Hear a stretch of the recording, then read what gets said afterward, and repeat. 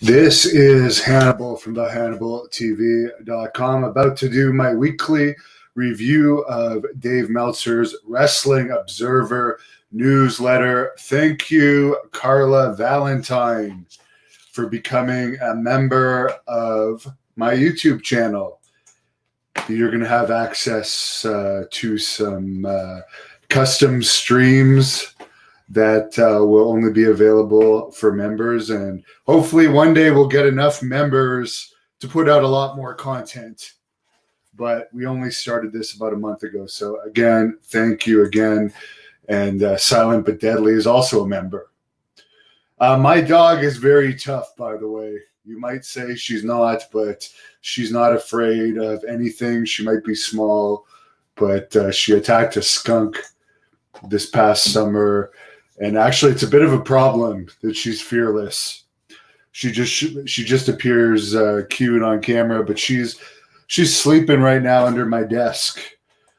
Give me Gimmick for Life says good morning from the UK. Happy New Year to you, Anthony Shabbat and Maverick Alexander, the Hurricane himself, the real Hurricane. I did post a video last week of Rene Dupree talking about Shane Helms getting his butt kicked by Rodney Mack that people should check out. Rodney Mack, of course, is a former MMA fighter, and he now competes for SWE Fury, which, by the way, over at their YouTube channel, they do post some of the Hannibal TV content, as well as now full SWE Fury TV shows. Silent But Deadly is saying goodnight. Well, it's still early to me. After I'm done this, I'm heading out for my first run of 2020. I'm doing great, Geraldo. Let me get into it. I'll get into the fan questions and comments after. In WWE news, The Fiend is not dead. Not that anyone thought he was dead after being burnt to a crisp on the last pay-per-view, because he kept using Twitter and other social media after. But apparently, according to the Wrestling Observer, it's going to be The Fiend versus Orton at the Royal Rumble. So you can be now burnt to a crisp in WWE and then appear on a pay-per-view the next month, which does not make me ever want to watch that shitty company ever again. WWE released a list of its top 25 matches of 2020. Edge versus Orton, which was billed as the greatest match ever, was given number 3. So on all the lists, they didn't even kayfabe what they built as the greatest match ever. They said it was a cinematic match between Undertaker and AJ Styles, which they later revealed was recorded more like a movie than a match. But at the same time, so was Edge versus Orton. It was recorded in scenes, and Edge was actually injured, retaking one of the scenes from a match. So it's not like it was a live match that was recorded as it happens. Jim Johnston, who composed most of the WWE's music during its popular years, made a comment that he doesn't understand why he's not in the WWE Hall of Fame. What do you have to accomplish to get in there? I don't know. Did Drew Carey accomplish more than Jim Johnston, who came up with some of the best themes over the years? I don't think so. Drew Carey is in the WWE Hall of Fame, though. He's also in there before Zeus, who, by the way, if you guys look at my interview with Dusty Wolf, a.k.a. Dale Wolf, which I did earlier this week, he was in charge of taking care of Zeus when Zeus was in WWE behind the scenes. He has some great stories about Zeus, who should, if any celebrity should be in the WWE Hall of Fame, Zeus is deserving. I do admit that Donald Trump is also deserving, because he played a big hand in WrestleMania 3 and 4 and was on TV a lot, but he's already in there. But a lot of celebrities like Pete Rose, who they put in there, what the hell did Pete Rose ever do for WWE? other than take a couple choke slams from Kane. And they put him in there before Zeus. But that whole Hall of Fame is a gimmick anyways. Speaking of Edge, he says he'll never do another ladder match because they shortened his career. More news regarding the death of Brody Lee, a.k.a. Luke Harper, a.k.a. John Hubert, who passed away December the 26th at the age of 41 after his lungs had shut down. He had been hospitalized at the Mayo Clinic in Jacksonville. He lost the TNT title to Cody Rhodes September the 7th. He was home selling that the match was supposedly tough on him, still working out at home. His last good workout apparently was on October the 19th. Apparently one of the vice presidents of AEW, who was friends with Huber for many decades, as they were both from the same town, Rochester, New York, was able to get him into the Mayo Clinic to see one of the best specialists in late October. And that's when they realized how serious his issue was. And apparently even as early as late October, they knew the outcome would be bleak, which is unfortunate. Although many people have pointed fingers and said it was COVID-19, apparently he was tested over and over and over for COVID-19 while in the hospital with every test imaginable, including antibodies test, which would show if he had had recent exposure to it. And there was no COVID-19. And prior to that, he had been tested for COVID-19 for AEW. So for the dorks like Bruce Mitchell, who I guess was released from his job at the Pro Wrestling Torch for alleging that it was COVID-19 related when it wasn't, his wife has confirmed many times now that he never had COVID-19. He spent 19 years in pro wrestling, something we have in common. This is my 19th year in pro wrestling. His first match was October 12th, 2001. He was in WWE for just under 8 years. He only had 14 matches with AEW. AEW did, from what I understand, its highest rating in a very long time for their Brody Lee tribute special on Dynamite, did a 0.4 rating. NXT only did a 0.12. Raw this week did a 0.52 rating. SmackDown had its highest rating since its debut show on Fox that The Rock was on, 0.96. I guess that was because it's lockdown time and Christmas. Everybody's home looking for something to watch. So I would attribute it to that. Apparently, the Jacksonville Dynamite taping that was a tribute to Brody Lee had 900 paid in attendance and 180 comps, according to Meltzer. The NXT taping the same night, the 23rd of December, had 100 in attendance. The previous week, December 16th, NXT had 100 in attendance again. And AEW the previous week had 800. Doesn't say how many comps were given out. Another death we had, which was actually on December 24th, was Danny Hodge, a guy that I met back in 2014. Great guy. He was a junior heavyweight champion that frequently wrestled in the NWA and AWA, often against world champions. The college version of the Heisman Trophy is called the Hodge Trophy, named after him. Same with the trophy for the best high school wrestler of the year. It's called the Junior Hodge Trophy. We don't have anything like that in Canada. I should have had that my senior year in high school when I was also the national champion in freestyle wrestling. And I believe I didn't have a point scored on me the entire year in high school competition. Hodge wrestled at the University of Oklahoma. He was 46-0 from 1955 to 1957. So he was 88 years old. He lived a good, long life. Really impressive guy who has my highest level of respect. He's in just about every Hall of Fame except for the WWE Hall of Fame.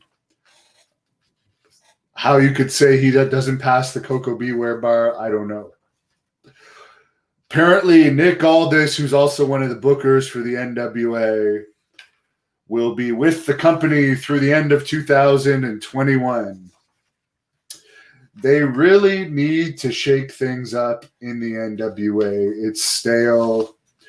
Their YouTube channel gets pretty pathetic views considering the funding that they have. And Nick Aldis, he's not interesting. He's just not interesting. Here's some good news. A guy that I got along with well when I met him, and I really would like to have a full interview with him. There is a short interview with him on this channel. Sean Waltman is 48, and he's now completely cured of hepatitis C. He got treated for it. He paid $100,000 for the treatment he took and is cured, and says after he gets his knee fixed, he's going to come back to professional wrestling. And of course, I'm also cured of it. The treatment I did cost $80,000. I know there's a lot better treatments out there now, not all necessarily cheap or inexpensive, but they have a lot less side effects than the one that I did. The one I did was called Insivec Triple Therapy. It was 36 weeks of hell, and the side effects were brutal, but it worked. It was actually never approved. The one I took, it was always experimental for the type that I had. Genotype 2, the same type as Abdullah the Butcher. Of course, he was found guilty of transmitting it to me in both Canada and the US. And the collection process is still going on with that scum of the earth piece of shit.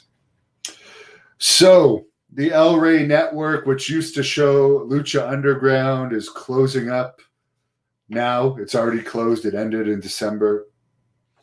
For anyone wondering what happened to Brooke Hogan, she's now living in Nashville, pursuing a country music career. I did hear some talk that maybe in the future, a certain Texas company might want to bring her in for something, but that's just hearsay. The son of Arn Anderson is now training to be a pro wrestler.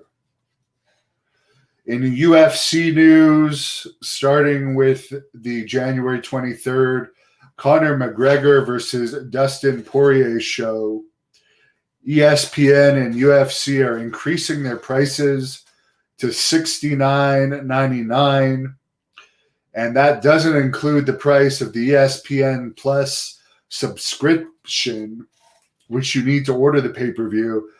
That's also gone up to $59.99 per year. So if you want to order 12 pay-per-views in a year, it's going to go up from $829 to $899.87. So pretty much $900 a year if you want to watch all the UFC pay-per-views this year. By the way, the MMA Power Hour is going to return to this channel, which is an MMA show that interviews UFC fighters next week. So we're going to have more MMA content in 2021. Dana White said he's spoken to John Jones lately, and Jones might be interested in coming back to the UFC. If he goes heavyweight, he might fight the winner of the upcoming Stipe Miocic versus Francis Nagano title match. So that's the main news I found interesting in the Wrestling Observer today. I'm going to get into your questions right now. Malik Long, who would I like to interview next? I've got a bunch of good ones coming up. Bunch of good ones. If you subscribe to this channel and you look up the upcoming live interviews, you can see. But 2021, there's going to be more and more. I definitely want to do a full shoot with Terry Funk this year. Silent but Deadly, one of our members says only God can kill the devil inside the Fiend. It's just plain stupid. Plain stupid. Somebody tip me. I'm going to find the tip. The first tip of 2020, the 90s guy tips me $5 and says, Happy New Year, brother. Here's to a positive 2021. I'm trying to stay as positive as possible, but they have us fucking locked down here, which is really angering to someone like me who loves working out, and all of his friends work out at the gym that he works out at. And it just is annoying. 2 times within the last year, I was nearly back to my 500-pound bench press mark. And both times they put us on freaking lockdown. And I'm sorry, there's no way, unless you have an amazing home gym, which I don't, to maintain the strength that you do in a gym on lockdown. Bill tipped me $5. Bill, I hope I can get that Tessa Blanchard interview for you this year. I know a lot of people want it. Anthony Shabbat, WrestleMania 4 and 5 were the Trump WrestleManias. Yeah. Skronk says Pete Rose is in there as a rib for him not being allowed in the Baseball Hall of Fame. Yeah, I know. Stupid rule. Josh talks about No Holds Barred featuring Zeus being good. Ivan Santos once said he voted for Kevin Sullivan in the Hall of Fame I haven't heard of. He should be in the Hall of Fame. Alan Kesselman agrees with Pulverizer's statement that Danny Hodge is as legit as can be. Would I interview Mickie James, John? Doesn't she work for WWE? Gilbert, watching on our Facebook, the Hannibal TV page, which I suggest people subscribe to or like. All you got to do is like it.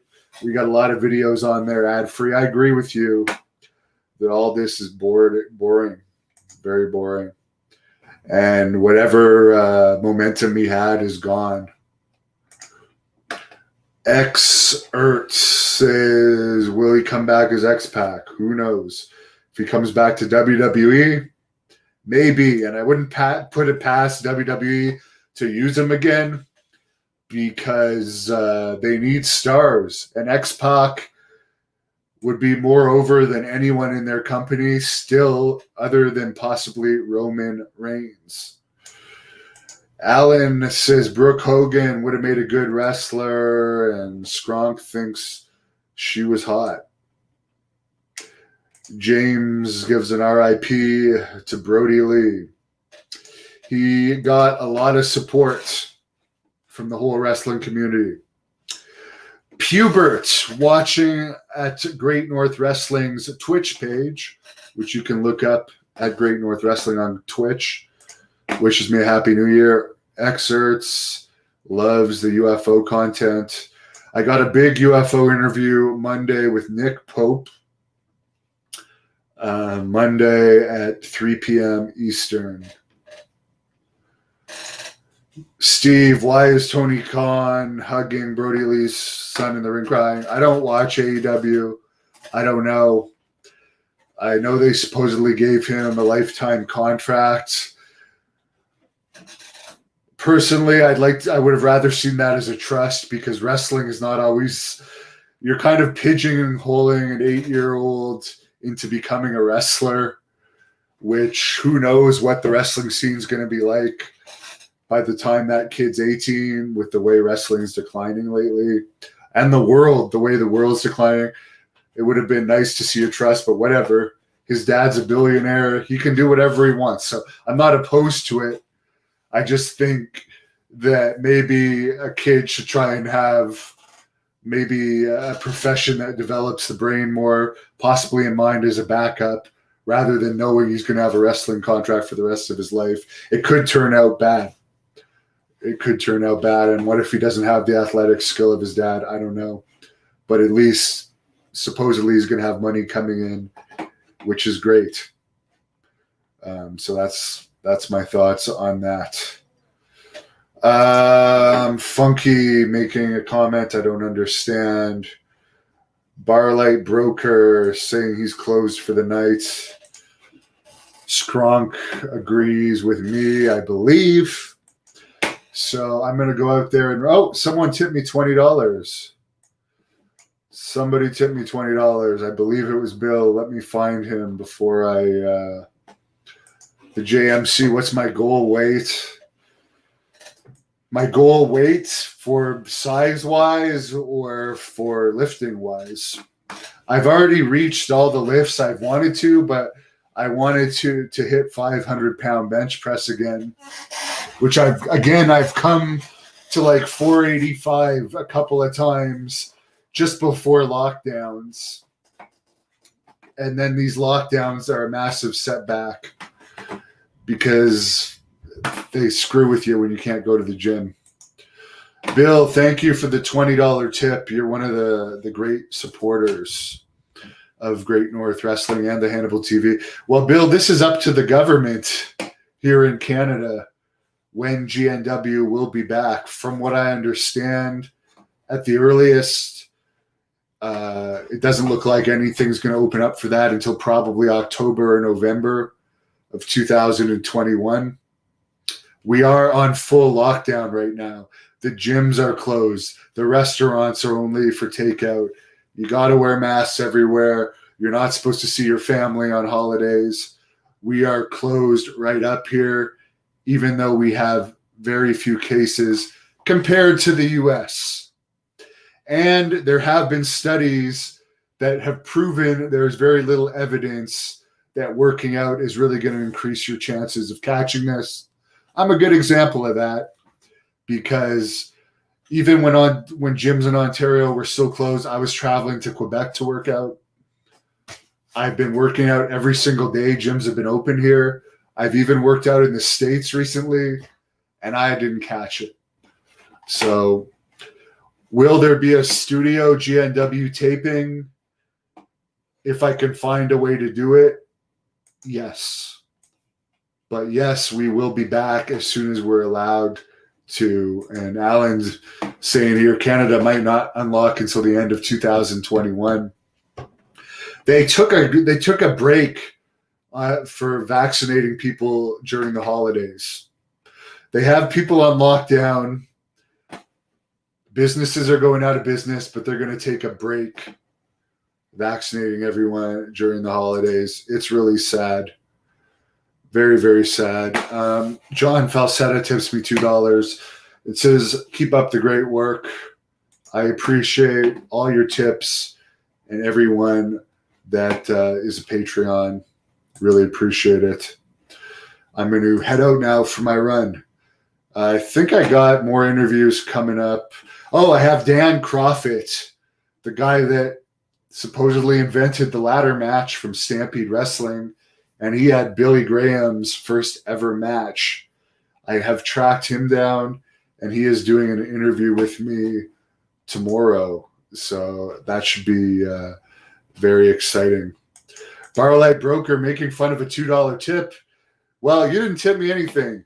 So I really appreciate John's $2 tip because all of that adds up my monthly payment at the end of the month, and I put that towards future interviews. So I don't care if someone tips me 99 cents. I know you guys work hard for your money, and I really appreciate every cent. So thanks a lot. We had over 6.2 million views in December. We kicked the asses of Ring of Honor, New Japan, MLW, NWA, tons of people that are much better funded than I am, and it's because of the great fan support I have. Good for you, Silent but Deadly, that you can't. Oh, sorry, I thought you said you could still work out where you live because of lockdown, but you can't. So yeah, you're in the same boat as me. And thanks for the respect, my buddy. Appreciate it. Would I take 69 cents? Yes, I would. Kurt, you can't tip through Facebook, to my knowledge. It has to be through YouTube. And Alan Kesselman, tip me $5. There you go. You're hoping for a Bill Eadie interview in 2021. I am going to do part 2 of Barry Darsow soon. And when I talk to him for that, I'll ask him about Bill. And thank you for the $1 tip, Silent but Deadly. I'm not joking. I do appreciate that. Every bit counts. Every bit adds up. And I appreciate all the members out there. You members are fantastic as well. So, and everyone on Patreon too, the Hannibal, patreon.com/thehannibaltv. Have a great night, everyone. I'm going to hit the streets. Run, prepare for whatever challenge comes before me in the year 2021. Thank you for watching the Hannibal TV. Please like this video if you enjoyed it and click the subscribe button to not miss any of our latest shoot interviews,